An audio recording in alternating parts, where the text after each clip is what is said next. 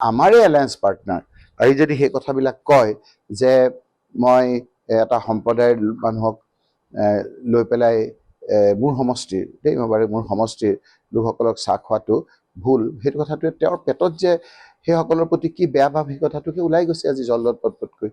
মই সেইটো কৰোঁতে তেওঁ হ'ল, আৰু তেওঁ যে নিজৰ জিকা মুছলমান MLA জনক লৈ পেলাই যে ফটো আপলোড কৰি আছে কয়, সেইটো তেওঁৰ একো নহ'ল, তেওঁ সেইটো একো নহয়।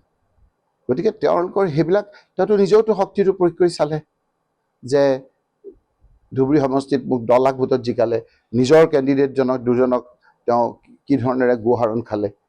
গতিকে এই কথা বতৰাবিলাক আজি আৰু এটা মোক কৈছে সংখ্যাগুৰুৰ কথা। আহকচোন, তেওঁ সংখ্যাগুৰুৰ কাৰণে তেওঁনো কি গোটেই সংখ্যাগুৰুৰ কাৰণে কি কাম কৰিলে আৰু মই কি কৰিলোঁ সেই কথাখিনি থওঁ।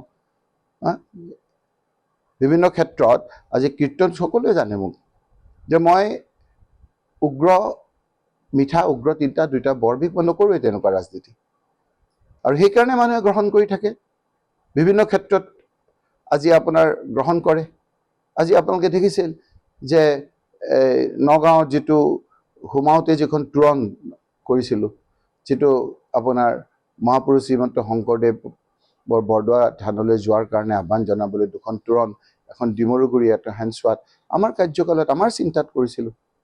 কীৰ্তন পুথিখন যেতিয়া শংকৰ সংঘই আপোনাৰ চপাই পেলাই থৈ দিছিল, তেতিয়া চপা কৰাৰ দায়িত্ব ময়ো দিছিলোঁ। তেতিয়া আজি মুখ্যমন্ত্ৰীজনৰ নামো আমি এটা সন্নিৱিষ্ট হৈছিল। সেইবিলাক পজিটিভ কাম কৰাৰ কাৰণেহে আজি আমি এইখিনি কৰিব পাৰিছোঁ।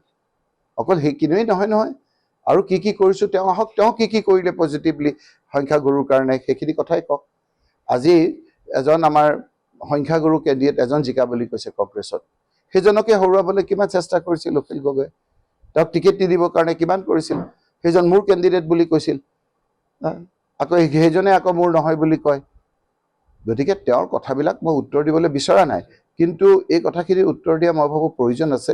কাৰণ আমিতো সন্ধি কৰিছিলোঁ, এলায়েন্স কৰিছিলোঁ। মই ভাবোঁ যে তেওঁ যেনেকৈ কৈছে, ময়ো ভাবোঁ যে সেইটো এটা ঐতিহাসিক কংগ্ৰেছৰ ভুল হ'ল, আমাৰো ভুল হ'ল যে তেখেতৰ লগত এলায়েন্স কৰাটো কৰিব নালাগিছিল, সকলোৱে কৈছিল। সেইটো এটা ঐতিহাসিক ভুল, যাৰ বুজিব লাগিছিল আমি তেওঁক। আজি কংগ্ৰেছৰ বুকুচাত উঠি বৈতৰণি পাৰ হৈ পিছদিনা যদি এনেকৈ উল্টি যাব পাৰে, তেতিয়াহ'লেতো আমাৰ এই কথাবিলাক হাইকমাণ্ডে আমাৰ চাব লাগে, কথাবিলাক ইমিডিয়েটলি সিদ্ধান্ত ল'ব লাগে। বিভিন্ন ধৰণৰ ডেমেজ কৰিবলৈ বিচাৰি আছে আমাক। গতিকে মই এই কথাখিনি ক'লোঁ পুনৰবাৰ। আজিৰ এই চৰকাৰখনৰ মুৰব্বী হিচাপে মুখ্যমন্ত্ৰী ডাঙৰীয়াক আমি শুভেচ্ছা জনাইছোঁ, কৃতজ্ঞতা জনাইছোঁ আৰু অভিনন্দন জনাইছোঁ, যাতে তেখেতে ইলেকশ্যনৰ আগত যিখিনি কথা কৈছিল সেইখিনি যাতে ভালকৈ পালন কৰিব পাৰে। আৰু আমিও গণতান্ত্ৰিক প্ৰক্ৰিয়াত কনষ্ট্ৰাকটিভ অপজিশ্যন হিচাপে গঠনমূলক কথা বতৰাবিলাকত আমি তেওঁলোকক সহায় কৰিম, আৰু তেওঁলোকে যিবিলাক কথা দি কথা ৰাখিব নোৱাৰে নিশ্চয়কৈ সেই কথাবিলাক আঙুলিয়াই দিয়াটো বিৰোধী পক্ষ হিচাপে আমাৰ দায়িত্ব। সেই দায়িত্ব আমি সজোৰে আমি সেই কথাখিনি আমি পালন কৰিম।